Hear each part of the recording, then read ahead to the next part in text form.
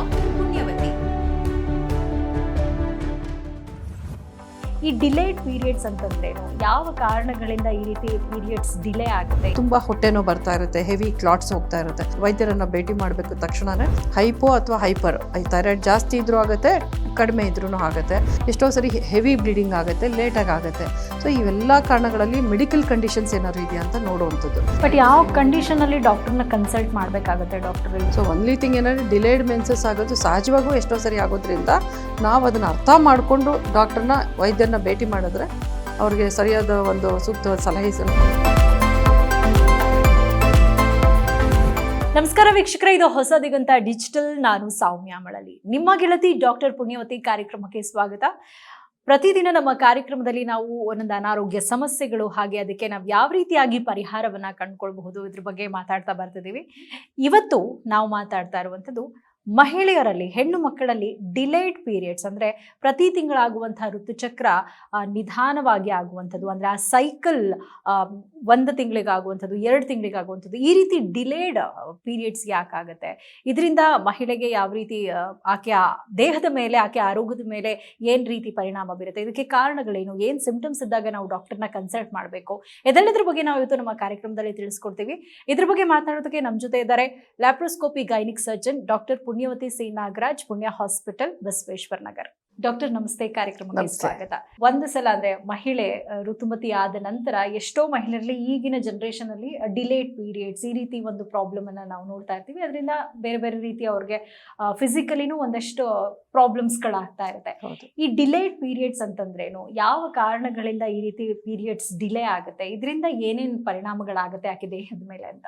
Generally ಏನಾಗುತ್ತೆ ಅಂದರೆ delayed periods ಅಂದರೆ ಪೀರಿಯಡ್ಸ್ ನಾರ್ಮಲಾಗಿ ಮೆನ್ಸ್ಟ್ರೇಷನ್ ಆಗುವಂಥದ್ದು 28 ಡೇಸಿಂದ 35 ಡೇಸ್ ಒಳಗಡೆ ಯಾವಾಗ ಬೇಕಾದ್ರೆ ಆಗ್ಬೋದು. ಅದು ದಟ್ ಈಸ್ ನಾರ್ಮಲ್ ಅಂತ ಒಂದು ಸೈಕಲ್. ಅದಕ್ಕೆ 7 ಡೇಸ್ ಮುಂಚೆ ಅಥವಾ 7 ಡೇಸ್ ಲೇಟಾಗಿ ಆದಾಗ ಇರೆಗ್ಯುಲರ್ ಪೀರಿಯಡ್ಸ್ ಅಂತ ಹೇಳ್ತೀವಿ. ಕೆಲವೊಂದ್ಸರಿ ಹೆಣ್ಮಕ್ಳು 2 ಮಂತ್ಸ್ 3 ಮಂತ್ಸ್ ಆದರೂ ಪೀರಿಯಡ್ಸ್ ಆಗಿಲ್ಲ ಅಂತಲೂ ಬರ್ತಾರೆ. ಸೊ ಆ ಥರ ಇರುತ್ತೆ. ಜನರಲಿ ಈಗ ಸಣ್ಣ ಮಕ್ಕಳು ಅವಾಗ ತಾನೇ ಒಂದು ಅಡೋಲೆಸೆನ್ಸ್ಗೆ ಬಂದಿರ್ತಾರೆ, ಅವ್ರಿಗೆ ಇರೆಗ್ಯುಲರ್ ಪೀರಿಯಡ್ಸ್ ಆಗೋದು ಸಹಜವಾಗಿ ಆಗುತ್ತೆ. ಆ ಟೈಮ್ನಲ್ಲಿ ಹಾರ್ಮೋನ್ಸ್ ಸರಿಯಾಗಿ ರಿಲೀಸ್ ಆಗ್ತಾ ಇರಲ್ಲ, ಅವ್ರ ದೇಹದಲ್ಲಿ ಟೈಮ್ಲಿ ರಿಲೀಸ್ ಆಗಲ್ಲ, ಸರಿಯಾದ ಪ್ರಪೋರ್ಷನಲ್ ರಿಲೀಸ್ ಆಗ್ತಾ ಇರಲ್ಲ. ಸೊ ಆ ಥರ ಇದ್ದಾಗ ಏನಾಗುತ್ತೆ, ಕೆಲವೊಂದ್ಸೆ 1.5-2 ಮಂತ್ಸಿಗೆ ಆಗೋದು, ಈ ಥರದ್ದು ಸರ್ವೇ ಸಾಮಾನ್ಯ ಇರುತ್ತೆ. 1 or 2 years ಅದಾದಮೇಲೆ ತಾನಾಗೆ ರೆಕ್ಟಿಫೈ ಆಗುತ್ತೆ. ಅದಕ್ಕೆ ನಾವೇನು ಅಡ್ರೆಸ್ ಮಾಡುವಂಥದ್ದಿಲ್ಲ. ಏನಾದರೂ ಹೆವಿ ಬ್ಲೀಡಿಂಗ್ ಆಗ್ತಾ ಇದ್ದಾರೆ, ಈಗ 1.5-2 ಮಂತ್ಸಿಗೆ ಆಗುತ್ತೆ, ಬಟ್ ತುಂಬ ಬ್ಲೀಡಿಂಗ್ ಆಗುತ್ತೆ ಅಂದಾಗ ಅದನ್ನು ನಾವು ಟ್ರೀಟ್ ಮಾಡಬೇಕಾಗತ್ತೆ. ಮೋಸ್ಟ್ ಟೈಮ್ಸ್ ಒಂದು ಸ್ಕ್ಯಾನ್ ಮಾಡ್ಕೊಳ್ತೀವಿ, ಎಲ್ಲ ಇವ್ಯಾಲ್ಯೂಷನ್ ಮಾಡಿ ಏನು ಮೇಜರ್ ಪ್ರಾಬ್ಲಮ್ ಇಲ್ಲ ಅಂದರೆ milder dose of oral contraceptive pill for short period ಕೊಡ್ತು ಅಂದರೆ ಬೈ ಡಿಫಾಲ್ಟ್ ರೆಗ್ಯುಲರೈಸ್ ಆಗಿಬಿಡುತ್ತೆ. ಸ್ವಲ್ಪ ರಿಪ್ರೊಡಕ್ಟಿವ್ ಏಜ್ ಗ್ರೂಪ್ ಅದಾದ ನಂತರ ಸ್ವಲ್ಪ ಬಂದರೆ, ನಾವು ಈಗ ಫಾರ್ 25 to 35 years ಅಂತ ನಾವು ಟೈಮ್ ತೊಗೊಂಡಾಗ ಆ ಟೈಮ್ ಪೀರಿಯಡ್ನಲ್ಲಿ ಆಗುವಂಥ ಇರೆಗ್ಯುಲರ್ ಪೀರಿಯಡ್ಸ್ಗೆ ಏನು ರೂಟ್ ಕಾಸ್ ಇದೆ ಅಂತ ನಾವು ನೋಡಲೇಬೇಕಾಗತ್ತೆ. ಆ ಟೈಮ್ನಲ್ಲಿ ಏನಾಗುತ್ತೆ ಅಂದರೆ, ಇಲ್ಲ ಇಂಟರ್ಮೆನ್ಸ್ಟ್ರಲ್ ಬ್ಲೀಡಿಂಗ್ ಅಂತ ಹೇಳ್ತೀವಿ. ಈಗ 15 ದಿವಸಕ್ಕೊಂದ್ಸರಿ ಮತ್ತೆ ಬ್ಲೀಡಿಂಗ್ ಆಗುವಂಥದ್ದು, ಆಮೇಲೆ ಬ್ಲೀಡಿಂಗ್ 7 ಡೇಸ್ಗಿಂತ ಜಾಸ್ತಿ, 8 ಡೇಸ್ಗಿಂತ ಜಾಸ್ತಿ ಆಗುತ್ತೆ ಅಂದರೆ, ಅಥವಾ ಒಂದು ತಿಂಗಳಲ್ಲಿ ಒಂದು 80 ml 100 ml ವರ್ಗೂ ನಾರ್ಮಲ್ ಬ್ಲಡ್ ಲಾಸ್ ಅಂತ ಅಂದ್ಕೊಳ್ತೀವಿ. ಅದಕ್ಕಿಂತ ಜಾಸ್ತಿ ಈಗ ಅಪ್ರಾಕ್ಸಿಮೇಟಾಗಿ ನಾವು ಎಸ್ಟಿಮೇಟ್ ಮಾಡ್ಬೋದು ಅಂದರೆ per day 2 to 3 pads change ಮಾಡ್ತಾ ಇರ್ತಾರೆ. ಇದಕ್ಕಿದ್ದಂಗೆ 5 ಪ್ಯಾಡ್ಸ್ 6 ಪ್ಯಾಡ್ಸ್ ಚೇಂಜ್ ಮಾಡುವಂಥ ಪರಿಸ್ಥಿತಿ ಆಗುತ್ತೆ. ತುಂಬ ಹೊಟ್ಟೆ ನೋವು ಬರ್ತಾ ಇರುತ್ತೆ, ಹೆವಿ ಕ್ಲಾಟ್ಸ್ ಹೋಗ್ತಾ ಇರುತ್ತೆ. ಸೊ ಇದೆಲ್ಲನೂ ಏನಾಗುತ್ತೆ ಅಂದರೆ, ಅವರು ವೈದ್ಯರನ್ನು ಭೇಟಿ ಮಾಡಬೇಕು ತಕ್ಷಣವೇ. ಇವ್ಯಾಲ್ಯೂಯೇಷನ್ ಪ್ರಾಪರಾಗಿ ಎಕ್ಸಾಮಿನೇಷನ್ ಮಾಡ್ಕೊಳ್ಬೇಕಾಗತ್ತೆ. ಇವ್ಯಾಲ್ಯೂಯೇಷನ್ ಮಾಡಿಕೊಂಡು ಅದರದ್ದು ರೂಟ್ ಕಾಸ್ ಏನಿದೆ ಅಂತ ನೋಡಬೇಕಾಗತ್ತೆ. ಆ ಥರ ಏಜ್ ಪೀರಿಯಡ್ನಲ್ಲಿ ಆಗ್ಬೋದು ಅನ್ನೋದಾದರೆ ಬೇರೆ ಏನು ಕಾರಣಗಳಿರ್ಬೋದು. ಒಂದು ಥೈರಾಯ್ಡ್ ಪ್ರಾಬ್ಲಮ್ ಇದ್ರೂ ಆಗುತ್ತೆ, ಹೈಪೋ ಅಥವಾ ಹೈಪರ್, ಥೈರಾಯ್ಡ್ ಜಾಸ್ತಿ ಇದ್ರೂ ಆಗುತ್ತೆ, ಕಡಿಮೆ ಇದ್ರೂ ಆಗುತ್ತೆ.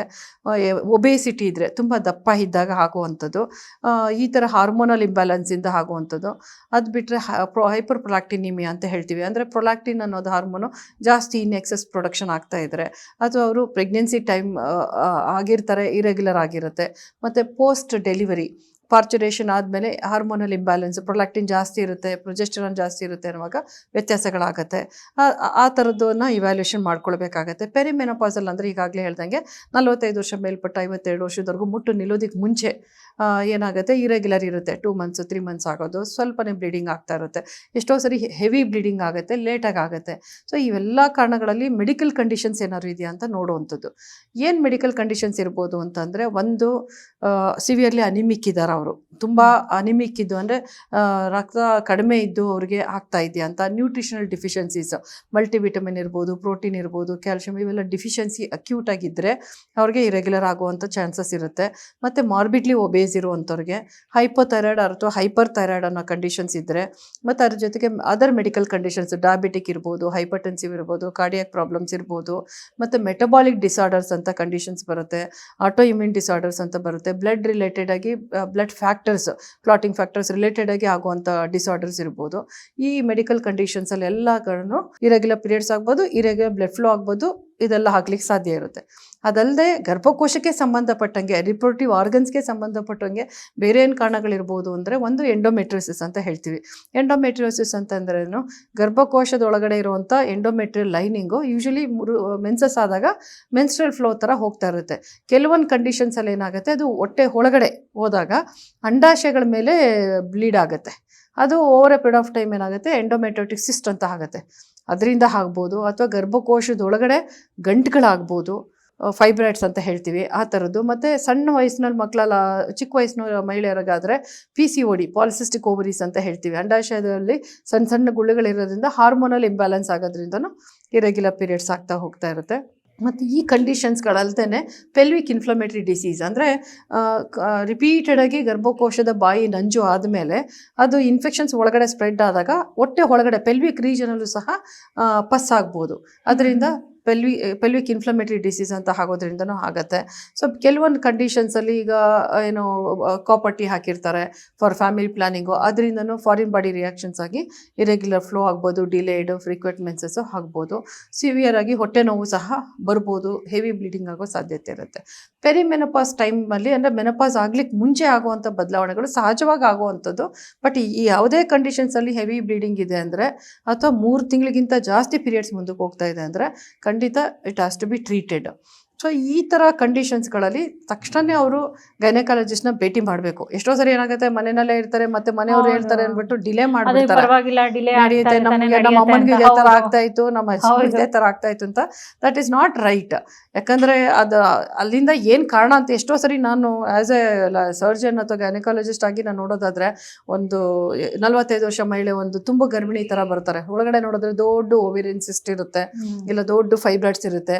ಕಾರಣ ಏನಂದರೆ ನನಗೇನು ನೋವಿರಲಿಲ್ಲ, ಅದರಿಂದ ನಾನು ಬರಲಿಲ್ಲ ಅಂತ ಹೇಳ್ತಾರೆ. ಅವ್ರು ಹೊಟ್ಟೆ ಅಷ್ಟು ದಪ್ಪ ಆಗಿರುತ್ತೆ, ಗೊತ್ತಿಲ್ಲ ನಾನು ದಪ್ಪ ಇದ್ದೀನಿ ಅಂತ ಅಂದ್ಕೊಂಡಿದ್ದೆ ಅಂತ ಹೇಳ್ತಾರೆ. ಸೊ ಇದೆಲ್ಲ ಆಗಬಾರ್ದು. ಇವಾಗಿನ ಸಿಚುವೇಷನಲ್ಲಿ ಆ ಥರದ್ದೆಲ್ಲ ನಾವು ನೋಡೋಕೆ ಇಷ್ಟಪಡೋದಿಲ್ಲ. ಅಂದರೆ ಅದು ಸರಿ ಇಲ್ಲ. ಅಲ್ಲಿ ಏನಾಗುತ್ತೆ ಅಂದರೆ, ನಾವೀಗ ಆ್ಯನ್ಯುವಲ್ ಹೆಲ್ತ್ ಚೆಕಪ್ ಅಂತ ಹೇಳಿದಾಗೇ ಒಂದು ಬೇಸಿಕ್ ಅಲ್ಟ್ರಾಸೌಂಡ್ ಮಾಡಿಬಿಡ್ತೀವಿ. ಏನಾದರೂ ಕಾಣದೇ ಇರುವಂಥದ್ದು, ಅವ್ರಿಗೆ ತೊಂದರೆ ಮಾಡದೇ ಇರುವಂಥ ಸಮಸ್ಯೆಗಳಿದ್ರೂ ಗೊತ್ತಾಗುತ್ತೆ. ಆಮೇಲೆ ನೆಸೆಸರಿ ಅಂತ ಕೆಲವು ಟೆಸ್ಟ್ಗಳನ್ನ ಮಾಡ್ಕೊಳ್ಳೋದು ಒಳ್ಳೆಯದು. ನಮ್ಮ ಆರೋಗ್ಯ ಚೆನ್ನಾಗಿರಲಿ ಅಂತಲೇ ನಾವು ಮಾಡುವಂಥದ್ದು ಇವೆಲ್ಲ ಟೆಸ್ಟ್ಗಳು ಮಾಡ್ಕೊಳ್ಳೋದು ಒಳ್ಳೆಯದು. ಸೊ ಈ ಡಿಲೇಡ್ ಮೆನ್ಸಸ್ ಇರೋದ್ರ ಜೊತೆಗೆ ಸ್ಟ್ರೆಸ್ ಇದ್ದಾಗ, ಫುಡ್ ಹ್ಯಾಬಿಟ್ಸ್ ಚೆನ್ನಾಗಿಲ್ಲ ಅಂದಾಗ, ಲೈಫ್ ಸ್ಟೈಲ್ ಚೆನ್ನಾಗಿಲ್ಲ ಅಂದಾಗ, ಡ್ರಗ್ ಅಬ್ಯೂಸ್ ಇದ್ದಾಗ, ಆಲ್ಕೋಹಾಲ್ ಅಬ್ಯೂಸ್ ಇದ್ದರೆ, ಸ್ಮೋಕಿಂಗ್ ಇರೋದ್ರಿಂದ, ಇವೆಲ್ಲದ್ರೂ it will impact on this menstrual cycle. So ಇಲ್ಲಿ ನಾನು ಹೇಳ್ದಂಗೆ ಈ ಕಾರಣಗಳು ಒಂದೊಂದೇ ನಾವು ನೋಡ್ತಾ ಹೋದಾಗ ಆ ಒಂದೊಂದು ಲೈಫ್ ಸ್ಟೈಲಲ್ಲಿ ಚೇಂಜ್ ಮಾಡ್ತು ಅಂತಂದ್ರೂ ಅವ್ರ ಸೈಕಲ್ಸ್ ರೆಗ್ಯುಲರ್ ಆಗಿ ಆಗುತ್ತೆ. ಮತ್ತು ಇದಕ್ಕೆ ಸೊಲ್ಯೂಷನ್ ಅನ್ನೋದಾದರೆ, ಒಂದು ಲೈಫ್ ಸ್ಟೈಲ್ ಚೇಂಜಸ್ ಆಗಬೇಕು, ಹಾರ್ಮೋನಲ್ ಇಂಬ್ಯಾಲೆನ್ಸ್ ಇದ್ದರೆ ಅದಕ್ಕೆ ಕರೆಕ್ಟಾಗಿ ಸೂಕ್ತವಾದ ಟ್ರೀಟ್ಮೆಂಟ್ ಆಗಬೇಕು. 3ನೇದು ರೆಗ್ಯುಲರ್ ಫುಡ್ ಹ್ಯಾಬಿಟ್ಸನ್ನು ಮೇಂಟೈನ್ ಮಾಡ್ತಾ ಇರಬೇಕು. ರೆಗ್ಯುಲರ್ ಎಕ್ಸಸೈಸ್ ಇರುವಂಥದ್ದು, ಒಂದಷ್ಟು ಮೆಡಿಟೇಷನ್ ಮಾಡುವಂಥದ್ದು, ರೊಟೀನ್ ವರ್ಕ್ ಜೊತೆಗೆ 1 ಅವರ್ ತಮಗೆ ಅಂತ ಅವರು ಸಮಯ ಕೊಟ್ಕೊಂಡು ಅವ್ರನ್ನ ಲೈಫ್ ಸ್ಟೈಲ್ನ ಚೇಂಜಸ್ ಮಾಡಿಕೊಂಡು ಎಕ್ಸಸೈಸು ಡಯಟ್ ಮೇಂಟೈನ್ ಮಾಡ್ತಾ ಹೋಗ್ತು ಅಂದರೆ ಮೋಸ್ಟ್ ಆಫ್ ಟೈಮ್ಸ್ ಈ ಪ್ರಾಬ್ಲಮ್ಸು ಸಾಲ್ವ್ ಆಗುತ್ತೆ. And especially younger age group ಅಲ್ಲಿ there is no medical reason. ಅಂದ್ರೆ ರಿಅಶ್ಯೂರೆನ್ಸ್ ಇದ್ರೆ ಸಾಕು ಅವ್ರಿಗೆ. ಕಂಡೀಷನ್ ಅಲ್ಲಿ ಡಾಕ್ಟರ್ನ ಕನ್ಸಲ್ಟ್ ಮಾಡ್ಬೇಕಾಗುತ್ತೆ ಡಾಕ್ಟರ್? ಇವಾಗ ಎಷ್ಟೋ ಸಲ ನೀವು ಹೇಳ್ದಂಗೆ ಅದನ್ನ ನೆಗ್ಲೆಕ್ಟೇ ಮಾಡೋರೇ ಜಾಸ್ತಿ ಇರ್ತಾರೆ. ಏನು ಪ್ರಾಬ್ಲಮ್ ಆಗ್ತಾ ಇಲ್ವಾ, ಡಿಲೇ ತಾನೇ ಸರಿ ಹೋಗುತ್ತೆ ಅಂತ. ಬಟ್ ಇದು ಯಾವ ಒಂದು ಏಜ್ ಅಲ್ಲಿ ಇದು ಈ ತರ ಹಿಂಗೆ ಪ್ರಾಬ್ಲಮ್ ಆಗ್ತಾ ಇದೆ ಅಂದಾಗ ಯಾವ ಸಂದರ್ಭದಲ್ಲಿ ಡಾಕ್ಟರ್ನ ಕನ್ಸಲ್ಟ್ ಮಾಡ್ಬೇಕು? ಅದು ತುಂಬಾ ಇಂಪಾರ್ಟೆಂಟ್. ಇವಾಗ ನಿಮ್ಮ ಪೀರಿಯಡ್ಸ್ 35 ದಿವಸಕ್ಕಿಂತ ಜಾಸ್ತಿ ಮುಂದಕ್ಕೆ ಹೋಗ್ತಾ ಇದೆ ಅಂದಾಗ, ಅಥವಾ ನಿಮ್ಮ ಬ್ಲೀಡಿಂಗ್ ಅಂದ್ರೆ ಪೀರಿಯಡ್ಸ್ ಫ್ಲೋ ಆಗುವಾಗ 7 ಡೇಸ್ಗಿಂತ ಜಾಸ್ತಿ ಬ್ಲೀಡಿಂಗ್ ಆಗ್ತಾ ಇದೆ ಅಂದರೆ, ಒಂದು ದಿವಸಕ್ಕೆ ಅಪ್ರಾಕ್ಸಿಮೇಟಾಗಿ 2 to 3 ಪ್ಯಾಡ್ಸ್ ಚೇಂಜ್ ಮಾಡ್ತಾ ಇರ್ತಾರೆ, ಅದಕ್ಕಿಂತ ಜಾಸ್ತಿ ಪ್ಯಾಡ್ಸ್ ಹೋಗ್ತಾ ಇದ್ರೆ, ಅಥವಾ ಹೆವಿ ಕ್ಲಾಟ್ಸ್ ಗಂಟು ಥರ ಬ್ಲೀಡಿಂಗ್ ಆಗ್ತಾ ಇದೆ ಅಂದರೆ, ಮತ್ತು ಅದ್ರ ಜೊತೆಗೆ ಹೊಟ್ಟೆ ನೋವಿದೆ ಅಂದರೆ, ಈ ಸಮಯದಲ್ಲಿ ಅವರು ಡಾಕ್ಟರ್ನ ಕನ್ಸಲ್ಟ್ ಮಾಡಬೇಕು. ಆಮೇಲೆ ಎಷ್ಟೋ ಸರಿ ಇದರಲ್ಲಿ ಡೆಫಿನೆಟ್ ರೀಸನ್ ಇಲ್ಲದೆ ಇರ್ಬೋದು, ಅಟ್ಲೀಸ್ಟ್ ಒಂದು ರಿಅಶ್ಯೂರೆನ್ಸ್ ಇರುತ್ತೆ, ಪ್ರಾಪರ್ ಇವ್ಯಾಲ್ಯೂಯೇಷನ್ ಆಗಿ ಮೇಜರ್ ಪ್ರಾಬ್ಲಮ್ ಏನೂ ಇಲ್ಲ ಅಂತನಾದರೂ ಡಯಾಗ್ನೋಸ್ ಮಾಡ್ಕೊಳ್ಬೇಕಾಗತ್ತೆ. ಆ್ಯಂಡ್ ನಾನು ಹೇಳ್ದಂಗೆ ತುಂಬ ಯಂಗ್ ಏಜಲ್ಲಿ ಏನು ಮೇಜರ್ ರೀಸನ್ಸ್ ಇರಲ್ಲ. ಸೊ ಅಂಥವ್ರಿಗೆ ನಾವು ಅಟ್ಲೀಸ್ಟ್ ಒಂದು ಕೌನ್ಸಿಲಿಂಗ್ ಮಾಡೋದ್ರಿಂದ ಅವ್ರಿಗೆ ಪ್ರಾಬ್ಲಮ್ ಸಾಲ್ವ್ ಆಗೋ ಸಾಧ್ಯತೆ ಇರುತ್ತೆ. ಲೈಫ್ ಸ್ಟೈಲ್ ಚೇಂಜಸ್ ಮಾಡೋದ್ರಿಂದ ಪ್ರಾಬ್ಲಮ್ ಸಾಲ್ವ್ ಆಗೋ ಸಾಧ್ಯತೆ ಇರುತ್ತೆ. ಸೊ ಒನ್ಲಿ ಥಿಂಗ್ ಏನಂದರೆ ಡಿಲೇಡ್ ಮೆನ್ಸಸ್ ಆಗೋದು ಸಹಜವಾಗೂ ಎಷ್ಟೋ ಸರಿ ಆಗೋದ್ರಿಂದ ನಾವು ಅದನ್ನು ಅರ್ಥ ಮಾಡಿಕೊಂಡು ಡಾಕ್ಟರ್ನ ವೈದ್ಯರನ್ನ ಭೇಟಿ ಮಾಡಿದ್ರೆ ಅವ್ರಿಗೆ ಸರಿಯಾದ ಒಂದು ಸೂಕ್ತವಾದ ಸಲಹೆಯನ್ನು ಸಹ ಕೊಡ್ಲಿಕ್ಕೆ ಅವಕಾಶ ಆಗುತ್ತೆ. ಓಕೆ, ಸಲಹೆ ಅಂತ ಹೇಳ್ತಾ ಇದ್ರೆ ನಿಮ್ಮ ಸಜೆಷನ್ ಏನು ಡಾಕ್ಟರ್? ಈ ರೀತಿ ಮಹಿಳೆಯರು ಅವ್ರ ಹೆಲ್ತ್ ಮೇಲೆ ಜಾಸ್ತಿ ಅವರು ಕಾನ್ಸಂಟ್ರೇಟ್ ಮಾಡಲ್ಲ, ಆಮೇಲೆ ಈ ವಿಚಾರಗಳು ಬಂದಾಗ ತುಂಬಾ ನೆಗ್ಲೆಕ್ಟ್ ಮಾಡ್ಬಿಡ್ತಾರೆ. ಏನ್ ಹೋಗೋದು, ಏನ್ ಹೇಳೋದು ಅನ್ನೋ ತರ ಎಷ್ಟೋ ಸಂದರ್ಭದಲ್ಲಿ ನೆಗ್ಲೆಕ್ಟ್ ಮಾಡ್ಬಿಡ್ತಾರೆ. ಆಮೇಲೆ ಅದನ್ನ ಕನ್ಸಿಡರ್ ಕೂಡ ಮಾಡಲ್ಲ, ಇದು ಒಂದು ಇಶ್ಯೂ ಆಗಿರಬಹುದು ಅಂತ. ಸೊ ನಿಮ್ ಸಜೆಷನ್ ಏನು? ನನ್ನ ಸಜೆಷನ್ ಏನಂದ್ರೆ ಮಹಿಳೆ ಯಾವಾಗಲೂ ತನಗೋಸ್ಕರ ಸ್ವಲ್ಪ ಸಮಯನ ಕೊಡಬೇಕು. ಮೋಸ್ಟ್ ಇಂಪಾರ್ಟೆಂಟು ತನ್ನ ಆರೋಗ್ಯದ ಬಗ್ಗೆ ಗಮನ ಕೊಡಬೇಕು. ಯಾಕಂದ್ರೆ ಒಂದು ಆರೋಗ್ಯವಾದ ಮಹಿಳೆ ಒಂದು ಮನೇಲಿ ಇದ್ದಾಳೆ ಅಂದ್ರೆ ಅದೊಂದು ದೊಡ್ಡ ಆಸ್ತಿ ಇವತ್ತಿನ ದಿವಸ.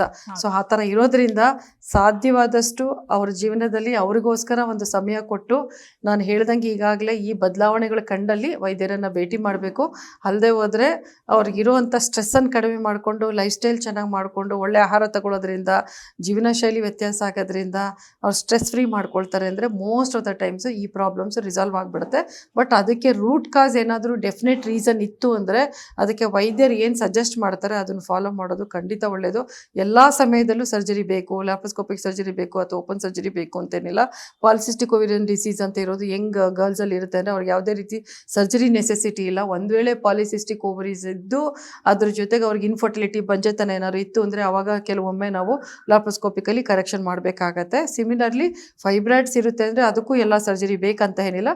ಸಣ್ಣ ಸಣ್ಣ ಫೈಬ್ರಾಯ್ಡ್ಸ್ ಇದ್ದರೆ ಅದಕ್ಕೆ ಮೆಡಿಕಲಿ ಟ್ರೀಟ್ ಮಾಡ್ಬೋದು. ತುಂಬ ಸಣ್ಣ ಫೈಬ್ರಾಯ್ಡ್ಸ್ ಇದ್ದಾಗ ತೋರಿಸ್ಕೊಂಡ್ರೆ, ತುಂಬ ದೊಡ್ಡ ಫೈಬ್ರಾಯ್ಡ್ಸ್ ಇದ್ದಾಗ ನಾವು ಆಪ್ರೇಟ್ ಮಾಡಬೇಕಾಗತ್ತೆ, ತೆಗಿಬೇಕಾಗತ್ತೆ ಫೈಬ್ರಾಯ್ಡ್ಸು. ಅದರಿಂದ ಇನ್ಫರ್ಟಿಲಿಟಿ ಆಗ್ಬೋದು, ಈ ರೀತಿ ರೆಗ್ಯುಲರ್ ಪೀರಿಯಡ್ಸು ಆಗ್ಬೋದು.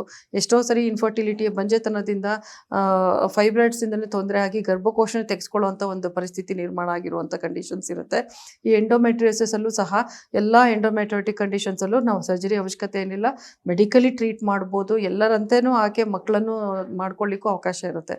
ಓನ್ಲಿ ಥಿಂಗ್ ಬೇಗನೆ ನೀವು ಡಾಕ್ಟರ್ನ ಕನ್ಸಲ್ಟ್ ಮಾಡಿದಷ್ಟು ನಿಮ್ಮ ಪ್ರಾಬ್ಲಮ್ನ ನಾವು ಸಾಲ್ವ್ ಮಾಡಲಿಕ್ಕೆ ಅವಕಾಶ ಇರುತ್ತೆ. ಓಕೆ ಡಾಕ್ಟರ್, ಇದು ಜಸ್ಟ್ ಸೈಕಲ್ ಅಲ್ಲ, it is a cycle. So ಅದು ತುಂಬಾ ಇಂಪಾರ್ಟೆಂಟು. ಅದು ಮಾನಸಿಕವಾಗಿ ಮಹಿಳೆ ಮೇಲೆ ತುಂಬಾ ಪರಿಣಾಮ ಬೀರೋದ್ರಿಂದಾಗಿ ಅದರಲ್ಲಿ ಒಂಚೂರು ಹೆಚ್ಚು ಕಮ್ಮಿ ಆದ್ರೂ ಅಥವಾ ಅದು ಡಿಲೇ ಆಗ್ತಾ ಇದೆ, ಇದರಿಂದ ನನಗೇನೋ ಸಮಸ್ಯೆ ಆಗಬಹುದು ಅನ್ನೋ ಒಂದು ಹಿಂಟ್ ಸಹಜವಾಗಿ ಎಲ್ರಿಗೂ ಸಿಗುತ್ತೆ. ಅದು ಸಿಕ್ಕ ತಕ್ಷಣ ಡಾಕ್ಟರ್ನ ಯಾವ ಸಂದರ್ಭದಲ್ಲಿ ಕನ್ಸಲ್ಟ್ ಮಾಡಬೇಕು, ಯಾವ ರೀತಿ ಟ್ರೀಟ್ಮೆಂಟ್ ತಗೋಬೇಕು ಅನ್ನೋದ್ರ ಬಗ್ಗೆ ಸಾಕಷ್ಟು ಇನ್ಫಾರ್ಮೇಶನ್ ಕೊಟ್ಟಿದ್ದೀರಿ. Thank you so much. Thank you. So ವೀಕ್ಷಕರೇ, ನೋಡಿದ್ರಲ್ಲ, ಇದಾಗಿತ್ತು ಈ ಹೊತ್ತಿನ ವಿಶೇಷ. ಮತ್ತೊಂದು ವಿಶೇಷ ಟಾಪಿಕ್ನೊಂದಿಗೆ ಮತ್ತೆ ಭೇಟಿಯಾಗೋಣ. ನಮಸ್ಕಾರ.